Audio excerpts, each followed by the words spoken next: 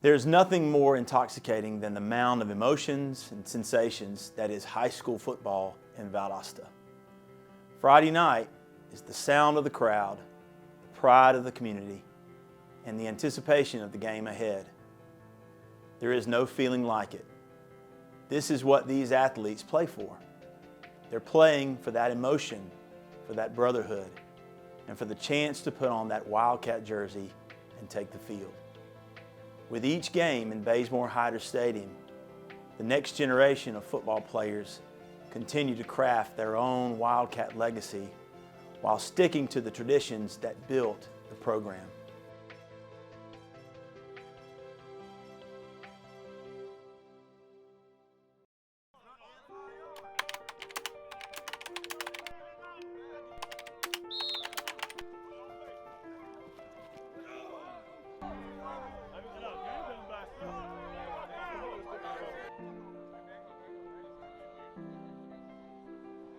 Football is huge in this community. It does a lot for these young men, and one thing football does in this community, you can be black, white, or Hispanic, and on Friday nights we're all black and gold. It brings the community together.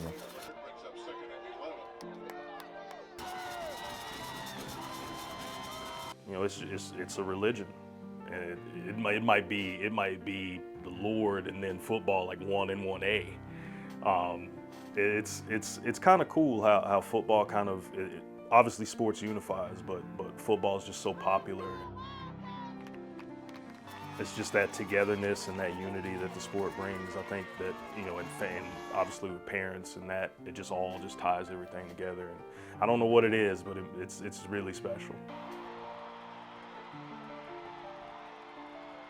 Well, Valdosta City Schools has had a long line of successes in football. They started out their program and started winning, and they just never stopped.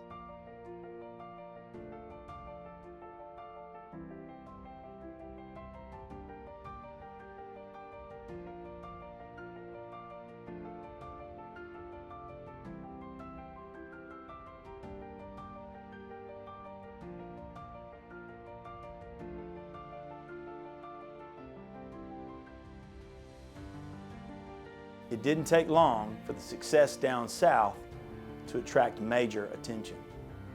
In 2008, Valdosta made it on the short list of ESPN Sports Nation's ballot to be named Titletown, USA. In a search that began way back in April, we have scoured the country for Titletown, USA. This month, we visited the 20 finalist cities in 20 days, and the moment is now upon us. Time to announce the winner. The fans voting on ESPN.com. In 6th place, it's Gainesville, Florida. Boston, the biggest city in our top 5, is number 5. Number 4, as determined by the fans on ESPN.com, Massillon, Ohio. At number 3, Green Bay, the defending Titletown champ, the original Titletown. Number 2, Parkersburg, West Virginia, the home of great high school football.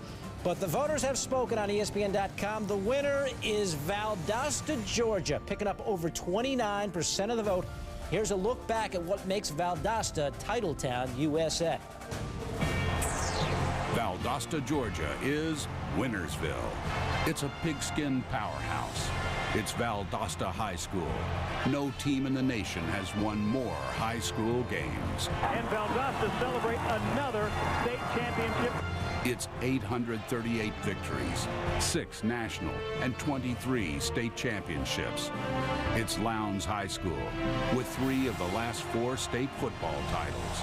Valdosta is the Blazers, a Division II powerhouse with 2 national titles in 4 years. It's where J.D. Drew first belted home runs, where Jesse Tuggle became a college football Hall of Famer. Valdosta is 394 team championships at the high school and college level. It's passion, nestled amidst the Georgia pines. Valdosta is Titletown, USA.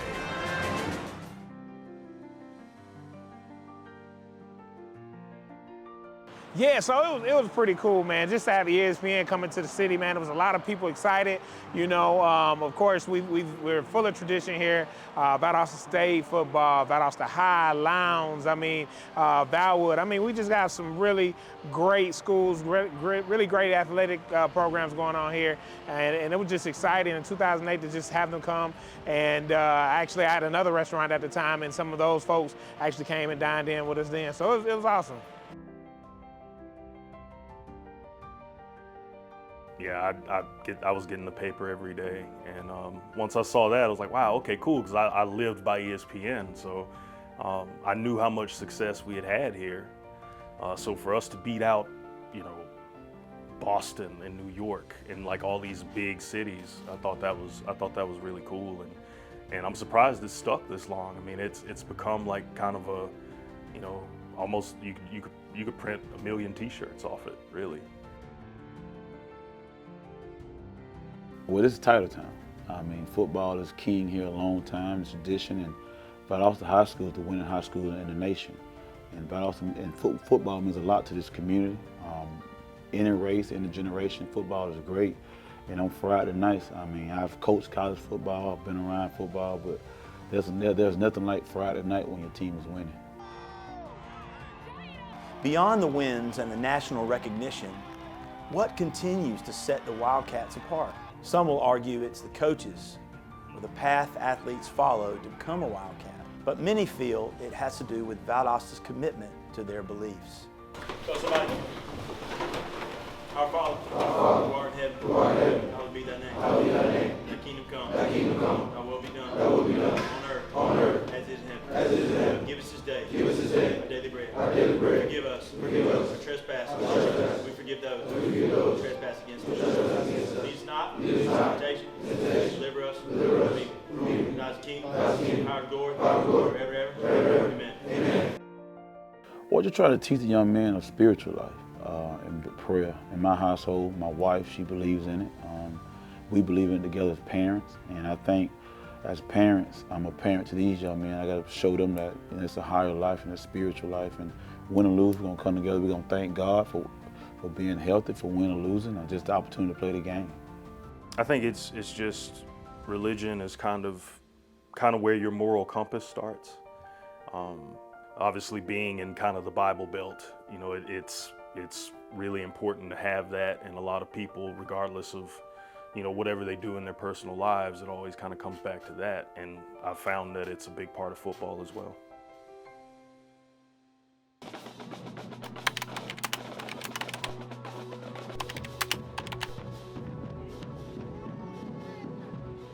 Part of what makes this program so special is the level of community involvement.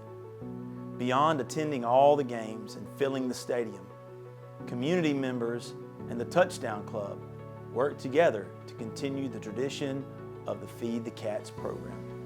The original Feed the Cat person is Ernestine Jackson, and she did a lot, and she is in the Hall of Fame. She was also the head of the lunchroom at Valdosta High School for, who knows, 30 years, and she was real big on feeding us during football camp. Even during school, she'd give us, the football players, a little bit extra. But then I think the modern Feed the Cats program started probably close to about 7 or 8 years ago, and it started like this: is we were getting beat by Colquitt, and kind of group of Touchdown Club people got together. What can we do better? Colquitt was just bigger than us. You could tell they were more nourished than us, and so we kind of modeled that after what Rush Probst was doing at Colquitt, with how much they were feeding their kids. And it does two things. You're getting a lot bigger and stronger because you're losing a lot of weight when you play football, losing a lot of calories. But also, if you're feeding kids twice a day, and feeding them good stuff, you're going to get more kids to come out for football too. So it's helped us out tremendously. You can visibly see a kid that comes through our program that has not been in our program before. So it's done a lot. Yeah, so yeah, the Feed the Cats program, I've heard it's a legendary thing at this point. They have people that are in the Wildcat Hall of Fame just because of developing that program. It's been huge. It continues to grow all the time. Obviously people are pouring into it. Got to feed the cats. The way those kids go out, they practice every day. Nutrition is obviously important, and it allows them to go out and perform and be the high school program that they are. So I think it's an awesome program, and really important that they get that support both from the Touchdown Club and the community, those people that pitch in. Once I took over the program with the head coach, I met Marcia Reagan, who's my Touchdown president, Danny. Mr. Danny does a great job feeding the cats, him and Charles McCann. And those people, they raise a lot of money to make sure these kids have a great meal. Believe it or not, some of the young men don't have a lot of stuff going home to. So it's our job, and my Booster Club does a great job feeding the cats to make sure these guys go home every night with a meal, and the community helps out. But those three people are the backbone of this program for us feeding the kids. The kids pay nothing. They come in, they don't pay a single dime from day one to the last day. They're fed twice a day during the season, usually once a day in the off season. And the cliche is it takes a village to raise a child. It takes a Touchdown Club like ours to be successful. Before I ever knew I would be moving to Valdosta and Lowndes County, I read the book Must Win, which is about high school football. It happens to be about Valdosta Wildcats, but I'll be honest, I read that book and I thought, I want to live there. That's a community that really cares about not just sports, but their students. They really care about their children. I think it really did a good job of portraying what our community really cares about, which is each other, which is a beautiful thing. We're very lucky here to have that support. Football in Valdosta shapes the lives of everyone. Whether you're on the field, in the stands, or listening to the game on the radio, everyone knows and loves the Wildcats. So people in the stands came to see who? Wildcat. Everybody knows the Wildcat. Everybody say amen. Everybody say amen. Everybody say amen. Amen. Amen. Everybody say amen. Everybody say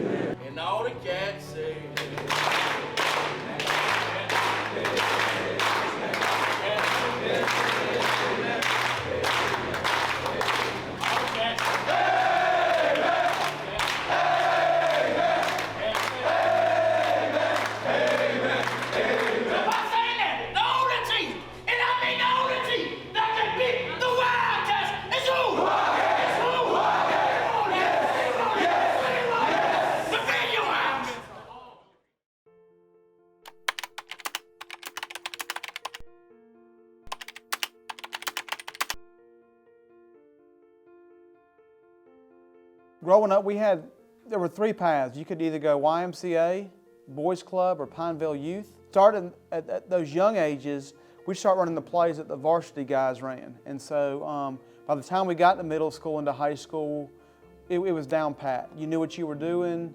It was just a system that started at a very young age, and by the time you got to high school, it was second nature. While the process of becoming a Wildcat has not changed, you're not officially on the team until you've earned those paws and stripes. Forever we had just gold helmets. There were no paws and stripes. Of course, in the beginning you have leather helmets. When Coach Bazemore came along, it was almost a Notre Dame gold, more like a Georgia Tech gold helmet. And then in the early 1980s, I'd say about 1981 or 1980 right there, Coach Hyder gave us a new helmet. It was a LSU gold, if you want to say that. And that's when they started that tradition of striping the helmets and putting a paw on the helmet. And that's kind of like it's a rite of passage every year that, hey, I've made the team. You go through camp, you struggle, it's hot, it's just a tough time, preseason, spring, all that good stuff. But when you get that helmet on, I mean, you get the stripes and that paw on, you're officially a Valdosta Wildcat, and at least for that year. And so it's a big deal. Don't know when it stopped, but Felton did bring it back. I was just online one time doing some research, and I saw it. And I thought it's a great opportunity to get the men of this community, the men of the community that played, the fathers, the granddaddy. A lot of my young men don't have fathers. But we all got one thing in common, it's Wildcat football. I thought it would be a great idea to bring back the old cats, to teach the tradition, to be a part of the young men's life, because now when they see them in the community, they can speak to them and know who they are. It's just something that we thought about, and I thought it'd be a great idea, and I love the turnout. So I'm excited about doing it again next year. Every year they're going to stripe them. I don't know if it. The big thing with Felton is he brought it. He's made it, and which I love to death, more of a community feel. The public is open to come see it.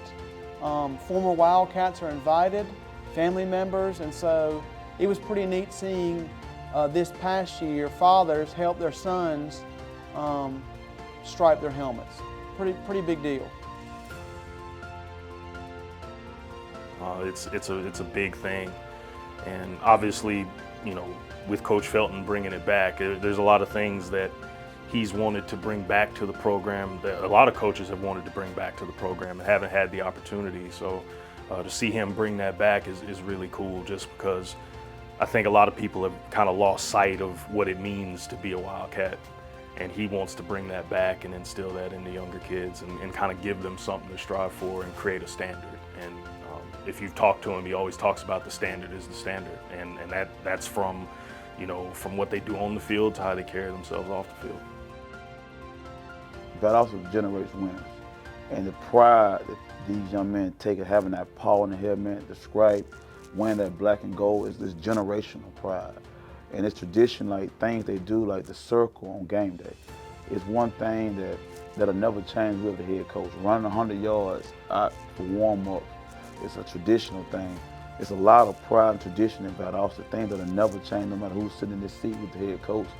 And you accept that tradition, you accept that pride. And it's a lot of older guys that let you know about the pride and tradition of being a Valdosta Wildcat, and I take pride in it. And these young men grew up being Wildcats, so it's a lot of pride. You say it's a lot of pride, tradition of being a Valdosta Wildcat.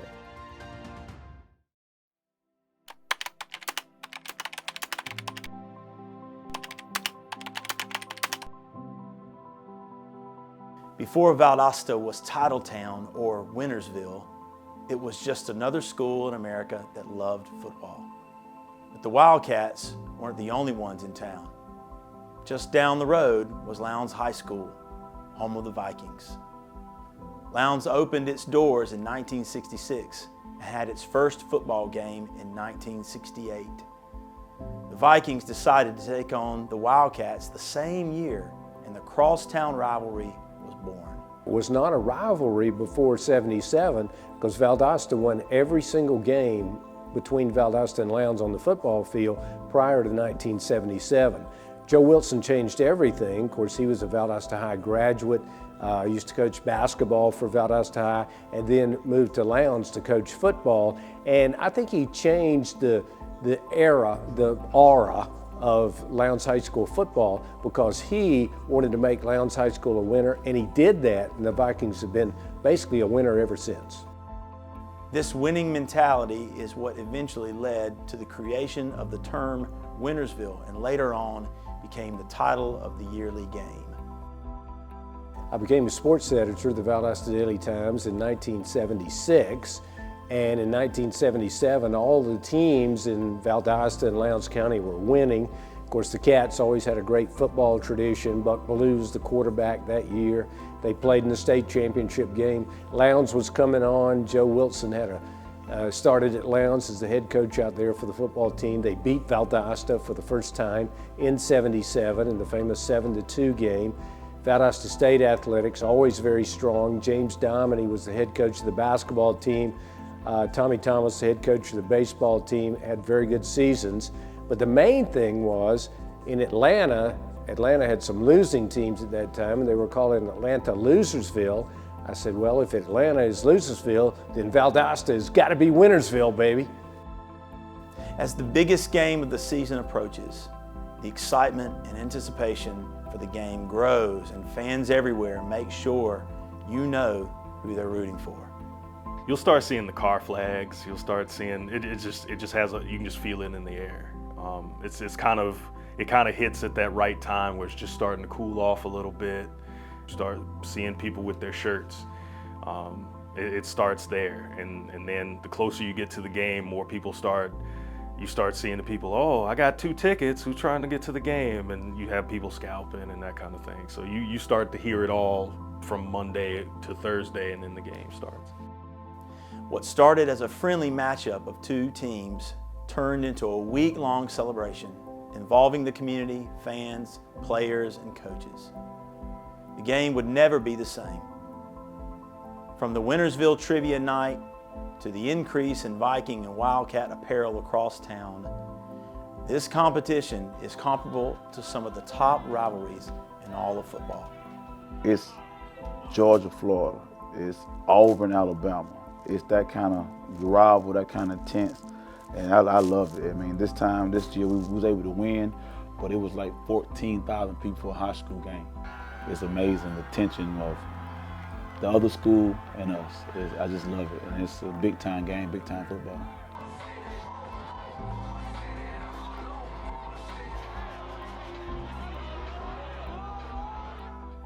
Two teams in one city. It's like your neighbors, but it's like you see each other every day. You may give each other looks. It's like it starts there. Like you look at their lawn, and then you look at yours, and you want to go out and cut yours because they cut theirs. I mean, we had neighbors like that growing up. It's like it's kids that grew up together but on different parts, and it's us versus them, and it's that natural competition between two schools, and one team that's done a lot, and there's another team that's on the way up and wants what the other team has. And for one night, 105 kids on both sides will clash to say our school is better than yours. And I think having it in one city is what makes it so cool and what makes it so intense. Just that us versus them mentality, and one team that's had the status, the other team that wants the status, and they meet, and it's always an atmosphere, always.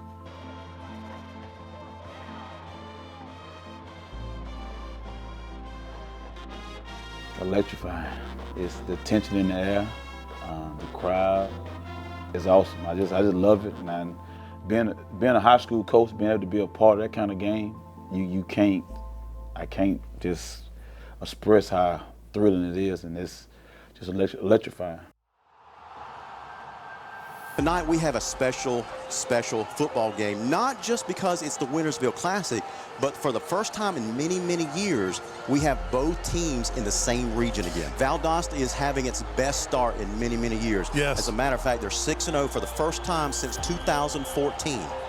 And they're ranked number 5 in the state according to the latest composite rankings. Valdosta won the coin toss and deferred to the second half, so Lowndes will receive the opening kickoff. So Lowndes is going to line up for a field goal attempt. It's going to be a 22-yard attempt, and there's the kick. Looks like that it is good.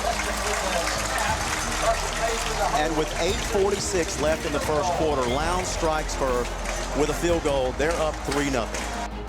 About to take the snap. He rolls out, throws it to that tight end again. Oh, he's got some running room. And he goes out of bounds at the Lowndes 31-yard line for a big, big play. Hey, I'm gonna say that they might need to keep an eye on that kid. This crowd is starting to get into it now because they sense something's about to happen.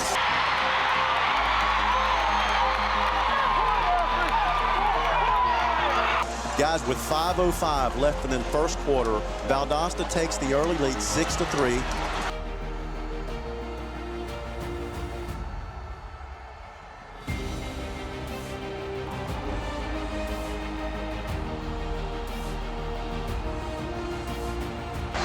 Touchdown run. 80 yards. And untouched. To say Valdosta has the momentum here is an understatement with 1:41 left in the game.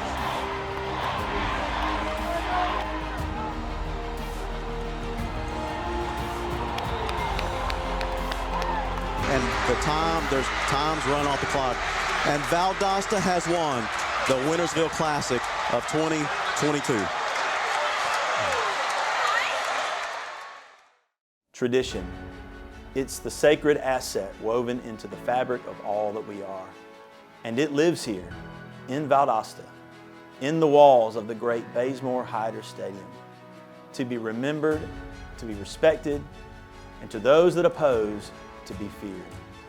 The Wildcat tradition is one that has been built on winning, community involvement, a structure for success, and a strong rivalry.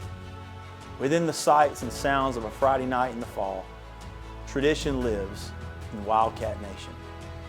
Dressed proudly in black and gold, in the mighty roar that resonates through Death Valley, when the marching cats begin to play.